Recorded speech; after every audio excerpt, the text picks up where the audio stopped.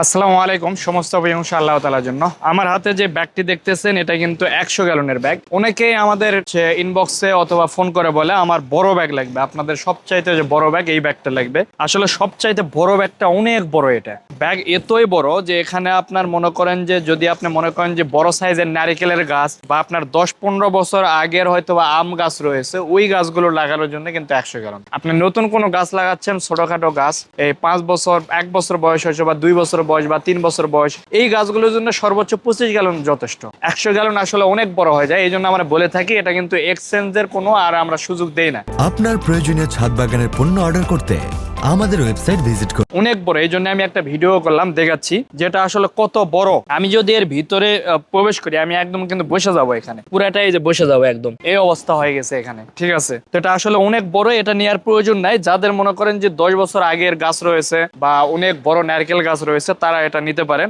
আর আমাদের ব্যাগগুলো অল টাইমে কিন্তু সুইং গুলো অনেক ভালো থাকে। আর বড় যে ব্যাগগুলো এগুলো কিন্তু আমরা ডবল হাতল দিয়ে থাকি, দেখতে পাচ্ছেন। আপনারা করবেন কি দুইটা হাতল একসাথে ধরে উঠাবেন, তাহলে দুটাতেই ওয়েট পড়বে, এতে করে হাতল ছেঁড়ার সম্ভাবনা অনেকটাই কমে আসবে।